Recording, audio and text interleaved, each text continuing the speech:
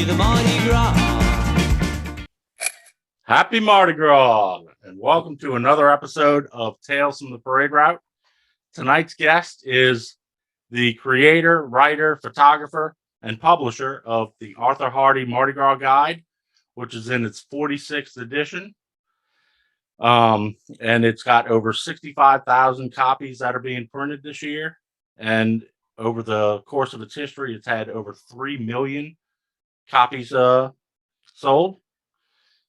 He is the author of Mardi Gras in New Orleans, an illustrated history, which is in its 5th edition.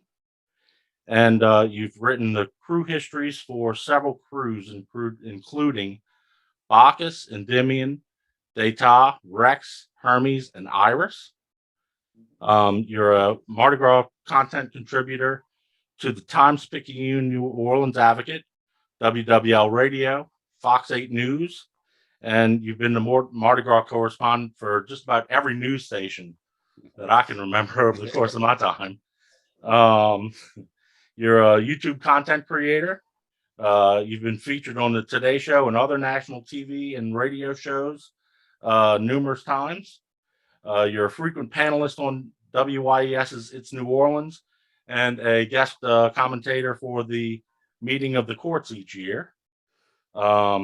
You've been the subject of a float in the crew of Poseidon with your likeness as the prop statue on the front of one of the main floats.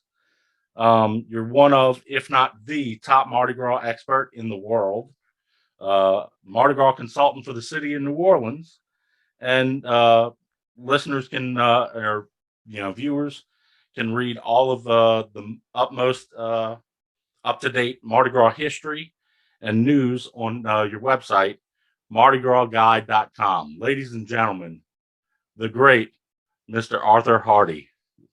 I don't have to say anything. I'm going home. So it's a great honor for us to have you here today. So I know that you'd started off as a music educator, that you were a band director. Right. And while you were doing that was when you got into the Guide. Tell us a little bit about that story. All right. Well, like every kid growing up in New Orleans, I love Mardi Gras. I got to march in parades as a student musician. Pardon me. And my wife and I are both high school teachers in the early 70s. In fact, today is actually our 50th wedding anniversary. And happy anniversary. Thank you. And we both were high school teachers, and actually just looking for a way to make a little extra money. School teachers aren't paid a lot. And we said, what is our need for? What kind of skill set do we have and we could produce, I don't know what, a product to make some extra money? And I said, well, what do we know a lot about? And I had an idea of bar rooms. I knew a lot about bar rooms as a college student. There had never been a bar room guide to the city of New Orleans. And there were hundreds of bar rooms, really some classic ones that have been around for centuries. So we started to produce a book on barroom theaters, neighborhood theater. No, that was later, movie theaters. We did that book 30 years later. Neighborhood barrooms. Took pictures, did research. Now, how are we going to finance this project? The Archdiocese had a credit union. We both taught in Catholic schools. You could borrow money. So I'm going to go to the Archdiocese credit union and borrow money to start a book about barrooms. And something didn't smell right about that. They're not going to finance this. Yeah. So what else is there a need for? And believe it or not, the only way you could find out about tonight's parade was to buy this morning's newspaper. And we figured, you got a TV guide to lay out a week's worth of television. Well, why not a Mardi Gras guide? Have all this stuff in one place. And it was a pretty clever idea. It wasn't all that original, but surprised somebody didn't do it before. So that's how we started. This is our first edition. It was digest size, 56 pages, no color, no ads. And we foolishly borrowed enough money to print 5,000 copies, and we only sold 1,500. And we even more foolishly burned the rest of them. Oh, goodness. But we decided to stick with it one more year. So 1978, we did 5,000, but we sold them all. So I figured, hey, I'm a genius. 1979, we printed 10,000 copies. Gonna make money, right? That was the year of the police struck. Oh, no. Oh, Down in Charlotte. So after 3 years, we were in debt, and the magazine was critically acclaimed, but we just couldn't make any money. But we were more stubborn than smart, and we stuck with it and stuck with it. And it was hardly an overnight success, but now it's doing pretty well, except for little things like COVID. Yeah. Last year, our income was down 78%. We did a magazine, but there was no Mardi Gras. So we're having a good comeback this year. Our magazines actually will arrive on the 17th of January, about 4 weeks later than usual. But it's been a great business. I love it. I enjoy it. And it's something that when I'm going, I hope that people will look back on it and say, hey, this is kind of cool, Yeah. yeah. Well, I'll there's certainly say, a lot of collectors and all that I know. You know, they're probably dying that you burned all those early editions. Oh, because- I'll tell you, I wasn't. I know I have a decent stack of. My dad has them back to the early '80s. Right. But he's always been a doubloon collector, and that was one of the items that you. Oh, well, it used to be. I want to say that you would say the colors of the doubloons and all that. So you knew, like, oh, I have to go to this guy to get them. And believe it or not, no publication had done that before. The paper would tell you what the theme of the parade was, and sometimes it was flow time, but nobody ever told you what you were going to throw. That was a new element we brought to that. And doubloons were big back then. In fact, for 4 years, we actually glued a doubloon inside the magazine till I ran out of family and friends who would do that for me. I mean, I was doing 50,000 doubloons in the magazine. It was a horrendous job. And eventually my family and friends said, you know what, we love you, but we're not doing this anymore. Was it just a random doubloon, or was it something for the guy? It was an aluminum doubloon created especially for us. It did a theme. One year we did king cakes. I don't even remember. I know we did it for 4 years, but and then we said, well, look, send in a coupon and we'll mail you a doubloon. That didn't work. I've tried a lot of things over years that didn't work. But it's been a great business, and how can you not be happy working with something like Mardi Gras? The people you get to meet, it's been a good life. I'm not ready to cash in or anything. I want to at least make it to our 50th anniversary, which will be 4 more years, and I think I've got enough in me to do that. Well, I certainly hope you go longer than that. yeah. Yeah, I'll tell you that guy. that every year from, at least typically like Christmas Eve all the way to Ash Wednesday, this is always by my side. And I'm always checking it every day. When I go to the parades, and Kirk and I do, I'd have to imagine as many parades as you do, because Sure. we hit like 40 to 50 parades typically in a given year. And we've got that with us to let us know, oh, the theme of this one is, blue things, or, I mean, obviously we're in business to make money, but that's the school teacher in us was the genesis of the whole magazine. I've always operated in the premise, the more you know, the more fun you can have. So if you just know what they're going to throw, that's cool. But if you want to know about the mythology, the theme, the history, then we'll kind of give you the information in layers. And I've had people who say, man, I love your magazine, but I hate Mardi Gras. Well, why do you buy it? So I look at the maps and I say, I can't go there. Okay.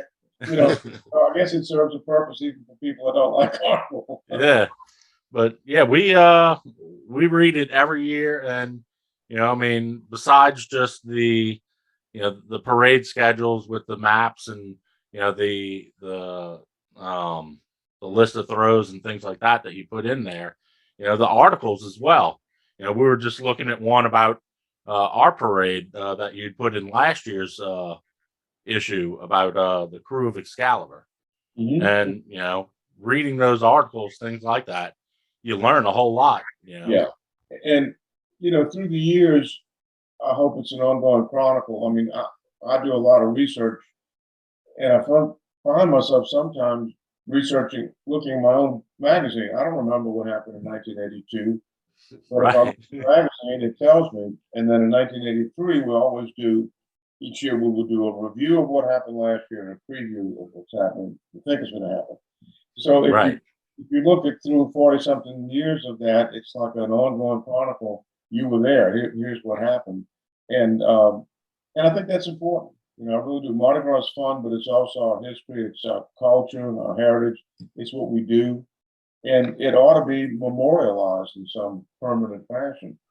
And we Yeah. did competition through the years. We had a couple of big companies from New York come in and tell me we're going to blow you out the water, and I said, well, take your best shot. And they lasted 2 years and they're gone, and I'm still here. So Right. I almost think you need to see this from a local's perspective. You know, it's Yeah, it's not absolutely. like waltz in here and take over. You know, it's special, and you gotta have your facts right. And that's not to say that we don't have mistakes in the magazine.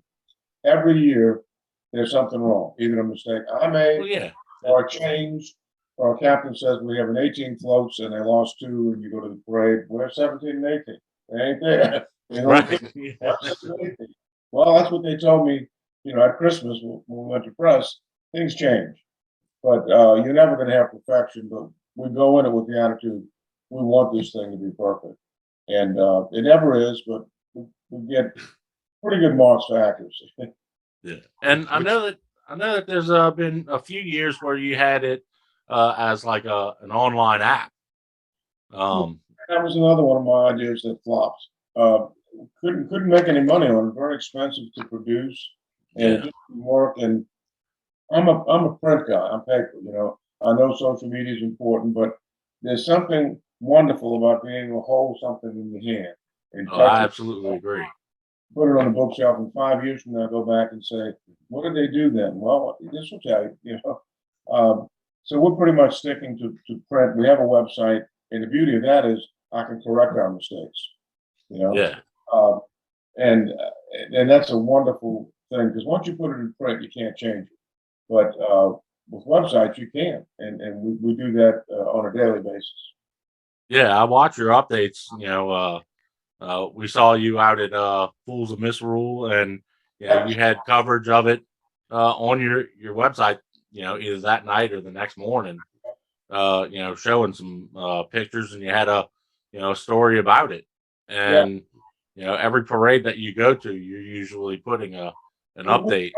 You can't be everywhere, and you can't be everything to everybody. And there are websites and media outlets that have much greater resources than I do, and I really can't compete with that in terms of video and a lot of sending out 10 photographers for a parade. I don't have that kind of budget, Right. but we do try to provide accurate information. And I stopped a long time ago trying to do everything. I kind of realize you just do what you do well, and hopefully that's what we're doing now. And I'm always looking for suggestions for story ideas or corrections.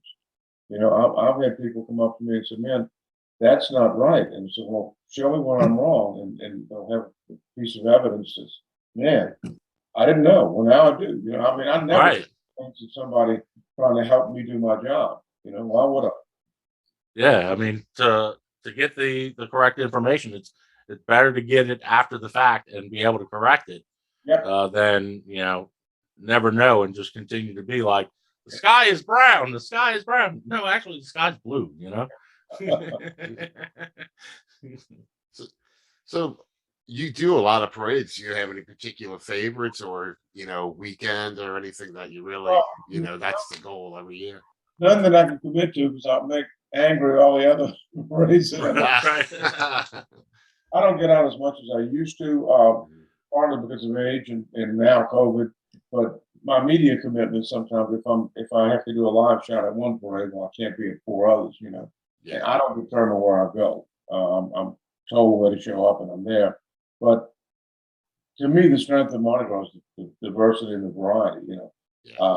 I can't say I've never seen a parade I didn't like, but there's something for everybody in each parade. You have to decide what's your thing. I mean, I like satire. I like the traditional part of Carnival. One of my favorite nights is Mardi Gras. We have the Proteus Parade that started in 1881, and the Orpheus Parade. That's a modern parade, back to back. You got 3 centuries of parading history there, you know. Yeah. I always look for that sort of thing, variety. And now with parades back to back, you can sit on St. Charles Avenue and see 5 parades, you know, from noon till 8 o'clock at night. And Yeah. you can't Yeah. find something there to like shame on you. Well, what is your feelings about some of the modernization that's happened? Because I'm sort of a traditionalist myself as far as a lot of the older parades, but I do really enjoy the new marching crews, you know, that new school sort of thing. Some of the more modern parades are just fun. They're completely different, but you know, fun. I agree. I did a introduction to a book last year on alternative crews. I think it's called I Wanted to Do That. Big, thick book. And it profiles all the so-called alternative parades, the Chewbacca, Screw the Roo, Pete Rex, Barkus, all of them. And I think it's the best innovation in Mardi Gras in the century. You know, they don't compete with the real parades. They complement it. It's a different side of Mardi Gras, it's a different way of participating. And I won't say I resisted, but I wasn't all that interested in it for several years.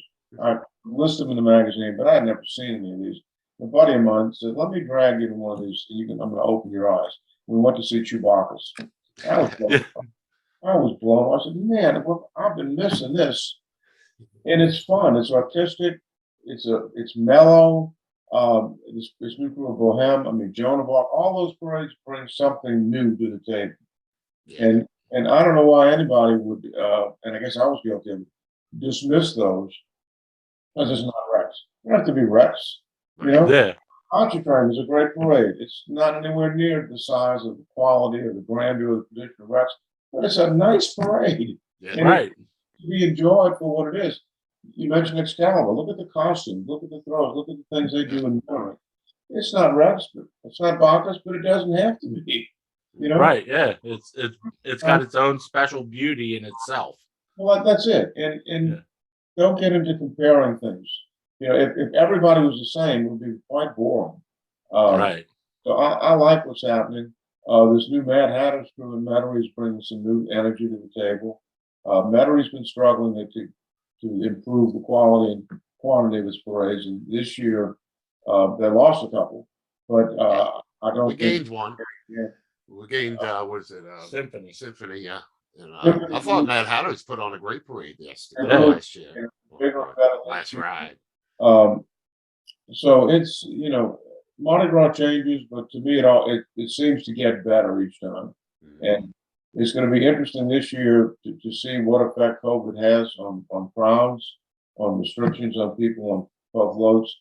And in New Orleans at carnival balls, I can't imagine the court of Proteus walking around with masks on the ballroom floor. But Right. they're required to do, well, guess what? You don't have a ball, folks. Mhm. So what do? You comply, I suppose. But it's not going to be a pretty picture to see those beautiful maids with their faces covered. Right. Right. Yeah. And I've kind of wondered, whether some crews would reverse the way that they mask. That for years and years we're so used to a lot of crews that only cover the eye area. Yeah. Well, with COVID, is it going to reverse to where you can see their eyes, you just can't see their mouths? I had a feeling that most of the costume designers weren't going to want that to happen. So I was picturing, like the riding lieutenants have that little, whatever you call it. That's kind of what I was. Yeah. But You but know. I'm talking about carnival balls indoors, where Mhm. all the attention is on the people on the floor, and the maids are beautiful, the dupes are handsome, everybody is outfitted in tuxedos and formal wear, beautiful gowns, and then a mask. Yeah. It doesn't look a pretty picture. Yeah. I have a feeling the crowds are going to be tremendous this year. I mean, Oh. the city is busting at the seams, ready to go. So Yeah, it's the most anticipated carnival ever. uh, Can't wait. I know I can't wait. Yeah. Can't wait. Any I can tell you that. And I still don't have a copy in my hands, but I'm actually, FedEx is supposed to send me 3 advance copies today, and then Monday we're supposed to get magazines. But it's like waiting for a baby to be born. I yeah. want to hold it. So how do you get some of your information here? Is this just a running thing where you talk to the same, captains or whatever every year that they kind of Yeah, give you yeah, the we've advanced got information? a relationship with all the captains, and they supply information each year. Mhm. And a few years ago, we started something called a royalty gallery, where we publish photographs of the king and queen of about 40 different organizations. And all this is free to them. Well, obviously, we don't charge them. So, my daughter's queen, the fact that her pictures, and this year we're doing 72,000 magazines, that's kind of cool. And no charge, Yeah. I really wish I'd started doing this sooner. I think this is our 5th year doing it. But there again, it's a nice chronicle for who was Queen of Excalibur 3 years ago. Mhm. It's in the Mardi Gras now, Right. Um, and normally we even have the correct name under the picture. We messed up, and I was very embarrassed. But anyway, things happen. But in general, we try to get it right. We usually do. So I know that you ride in a parade, and I found it hard to believe that that was your first time getting to ride. What, maybe 4 or 5 years ago was when you started riding? Rex invited me to ride, and there's a long story behind that. Um, my media partners that I've been working, I've been working with television since 1986. I worked at Channel 4 for 15 years, Channel 6 for, I don't know, 13, now with Fox 8. None of those outlets wanted me to be in a parade for 2 reasons. One, they want me out covering other parades, and secondly, Right. the appearance of not impropriety, but a partiality. Well, yeah, if you're in that crew, you're going to give them a lot of extra publicity. And what about the other crews? Yeah. So I never did. When I left Channel 6 to go to Channel 8, I negotiated in my contract that I would not work on Fat Tuesday, and therefore could accept the invitation to ride in Rex. So, it looks strange. You're an expert on Mardi Gras and you've never ridden in a parade. And the comparison I used to always do, that Coroner Frank Mignard did 6,000 autopsies, but he's never been dead, so. Right. And not actually a played in the Super Bowl, my coach one. But it was a wonderful experience, my first ride, and it validated everything I'd said about how important and wholesome and fun Mardi Gras is. And I will ride until I die, or until they do a background check on me and decide I'm not worthy of being in the parade. Well, Rex did their homework first. You're well aware of I that. hope they did. I'm honored to ride in that parade, and it's a wonderful parade, and that's why, as you're right, it's an experience. Why do we do this? We like to spread joy. Yeah. See the happy faces and the beautiful scenes you see in every parade, where people are killing each other to get stuff. And, oh, you didn't get one? Let me give this to you. People share things. It doesn't matter race, color, age.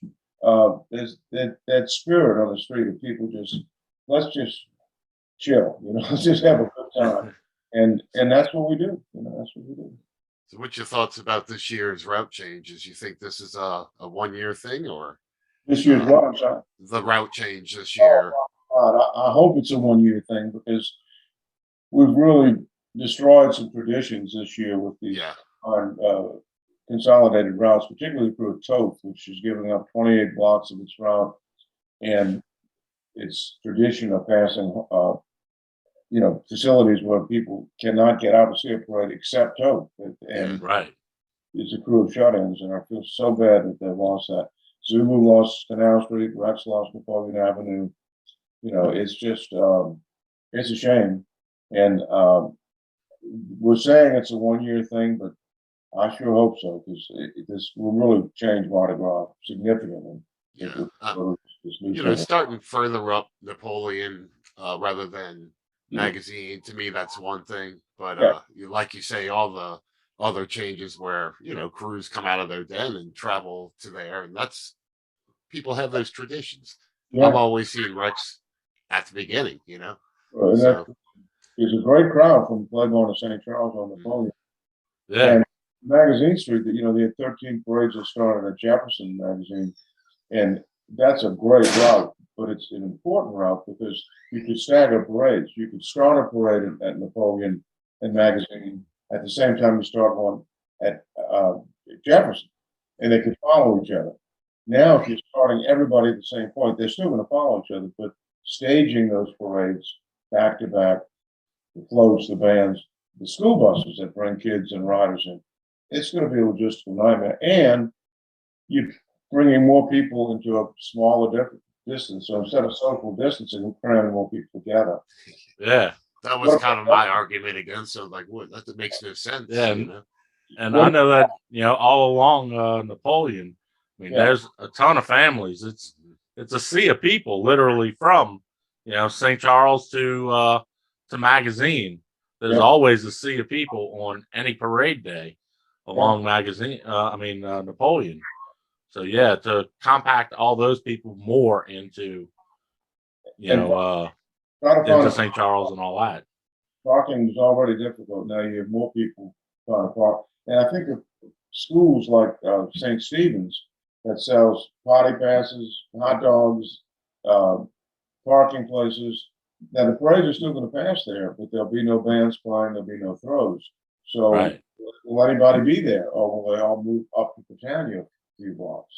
And that's an economic impact that nobody thinks about. Most people don't think about. They will be impacted negatively because the parade isn't truly there. It may line up, it doesn't function. So there'll be a lot of unintended consequences, and city will make a lot of money with parking fines, I'm sure. I know my dad he's upset that his normal doubloon gathering spot is no longer. He's like, where am I going to go? I'm like, you're okay. Put up your sign, wear your wig. Innovate is what we're going to do.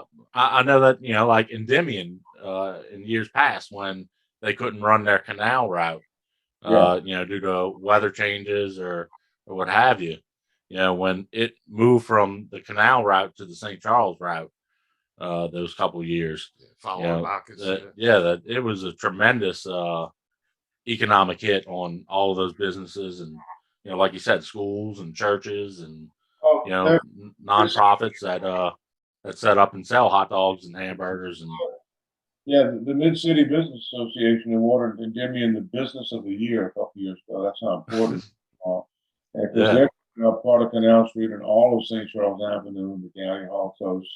And that's big, So, but you just have to hope it's a one-off and this doesn't become, well, hey, this works, so let's keep it. I hope not. And I know Toth is lobbying heavy still to see if they can get it changed with the new city council. I don't think it will happen. No, but I don't either. I really felt bad about that too, because I know that's a lot of the people, that's their reason for riding. They love that section of it. So. And if you bought throws for a 5-mile parade route and now it's 3, that has an impact too. More throws for us, I guess, right? Right. Either more throws for us, or they're going to weigh down their attics for an additional year with those. Yeah. You collect anything? Some of the signature throws, maybe doubloons or anything like that. I've very rarely collect doubloons, special doubloons. I do some 999 silver ones and all, but I knew if I ever started, I'd go crazy because I'm one of these guys. But I do collect ball programs and invitations. I have a good collection of Mardi Gras memorabilia. The most important stuff from the 1800s. I collect Rex ducal badges. That's the pins that are given only to men. I'm missing 13 of having a food set from 1873 on, and I'll never get them all. The early ones now, if you can find them, $4,000 can easily be asked for and gotten for 1877 pin, and that's above my price range. Yeah. But I enjoy particularly the old stuff, and signature throws. We'll get them to use in our business, and I've got them use a shoe and a man and stuff like that to do Pokemon. But when is enough too much? And we've got a lot in our attic already, so I really don't need anything else at this point. Well, I remember your old TV broadcasts and whatever. You would have a lot of stuff lined up. Yeah, So I just kind of assume at yeah. some Well, point you have a warehouse of throws if you've got it all. we would bring the Ronald McDonald House after each show. But yeah, that's when I was at Channel 4. That was another novel idea to show if you come to Nice Parades, here's what you're going to catch. And I hold up each one of the screens, which was incredibly difficult to do on television. Now, with tape it, so if I screwed up, which I did quite often, you do it over and over again. But to look at the camera and grab things from here, and you pick up, and they're throwing panties, and instead you have a cup in your hand. Well, that's not right. But people really seem to like that because it was a lot of work. We had to get these throws, obviously, before the parade to show for tonight. And Right. it was a challenge. And eventually, when I moved to Channel 6, I said, well, enough of that. What we did there, I interviewed each of the 50 parading captains in their den to talk about the parade. And that was challenging because all these people have jobs, they have other lives. So to try to take 3 interviews in a day and get Captain A, B, and C to be available at 11, 12, and 1, and for me to have a cameraman, all of that, you see it on TV, so that's nice, but you don't realize the logistical work that goes into this. But, a lot of fun. Yeah, it's every captain that we get an interview with, it's always interesting to hear the history of their crew and some of the traditions that they bring in, along with them talking a lot about the social aid that they do. With a lot of these crews, you'll hear a little bit about fundraiser things that they'll do for social projects and things like that. But when we've been interviewing with some of these crews, one of the things that's really taken me aback is how much social work all of these crews do. And then Nick's was Nick's was building playgrounds. Yeah. It's amazing.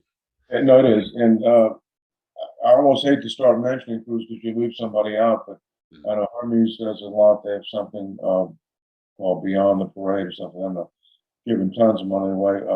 Rex, rightfully so, gets the most publicity because they've given $9 million to charter. Yeah. But you're right, many of the groups do this. And what you have to remember is they're not obligated to do this. The purpose of forming a Mardi Gras crew is to have fun and to spread joy. Not social causes, not political anything. It's just about fun. Anything else they do is extra because they want to, and it's wonderful that they do. And many crews do things and don't care about getting publicity. That's not why they do it. Yeah. But you're right. It's a nice side that doesn't get the amount of coverage that it should. Really.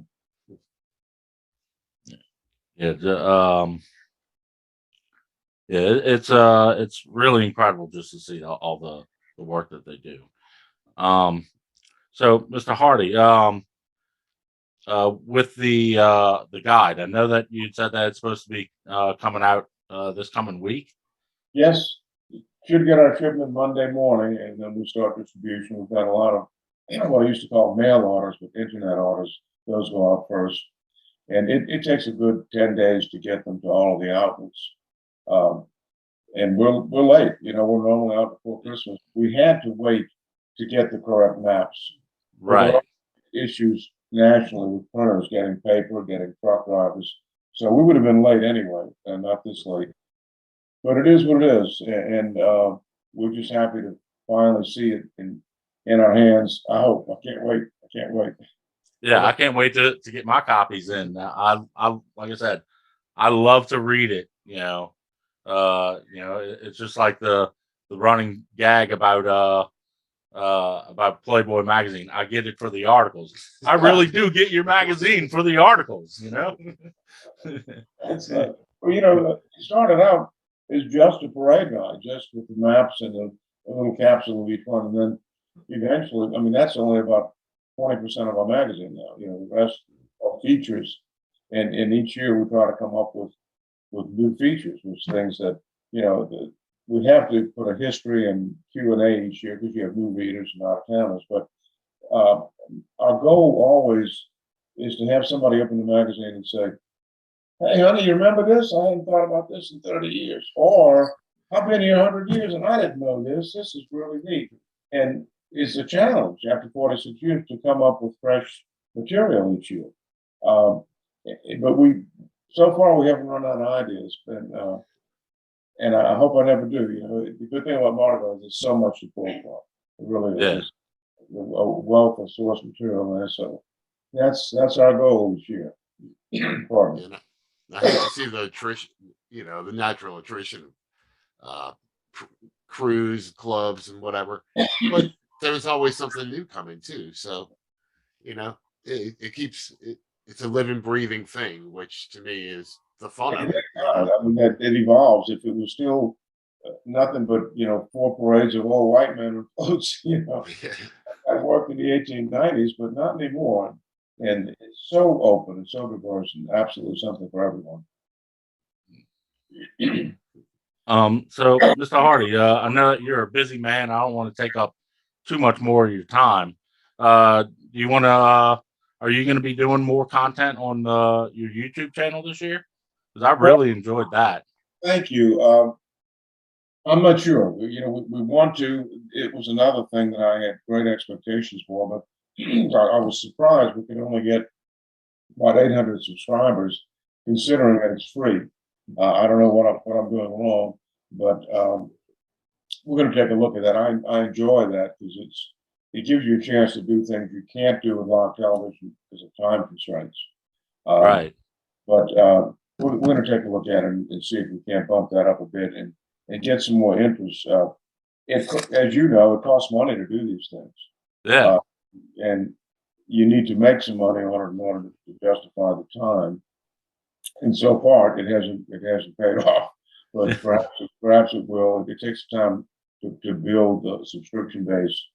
But it's always odd to me. I've got 5,000 friends on Facebook who must have some interest in what I do. Why can't I get each one of those to take a free subscription? Right, yeah. You love me, but not that much to get something. Take a subscription and I'm cutting you off, unfriending you. You can figure out how to make it work. I'll pay you a consultancy. Yeah. So, I want to. You'd mentioned your Facebook. What other social medias can people watch it on? Facebook is pretty much that on our website, MardiGrasGuy.com is what I do. And I will have some things on NOLA.com because I write for the Advocate Picayune, and some things go, transfer over there. Be doing some things with WYES again. And of course, Fox 8 will do some live parades and give me a broadcast and 4 or 5 features. And then I do the radio previews for WWL radio. And so I'm a busy guy from now till Fat Tuesday, and then Ash Wednesday, nobody wants me, so. Yeah. So have fun now, right? Well, To start all I'll say over. that your face is a one of those New Orleans legendary faces. It's like you, Morgus, and the mayor. I'm afraid for radio, right?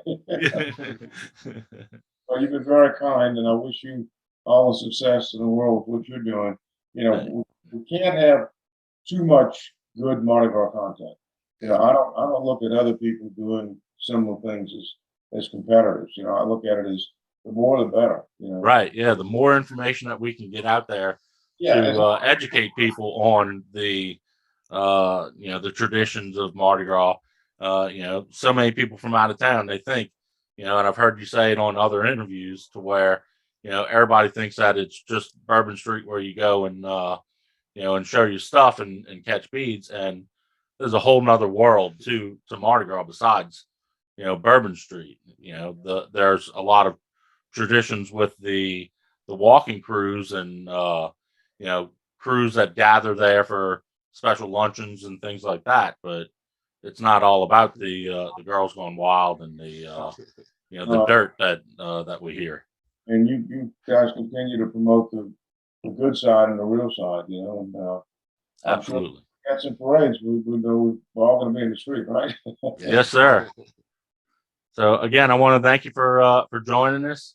Yeah. I want to wish you a happy Mardi Gras, and again, you and your wife have a happy anniversary, and to many more years of love and happiness to you. Thank you both. All right. Thank you. So thank you so much. Happy Mardi Gras. Yeah, happy Mardi Gras.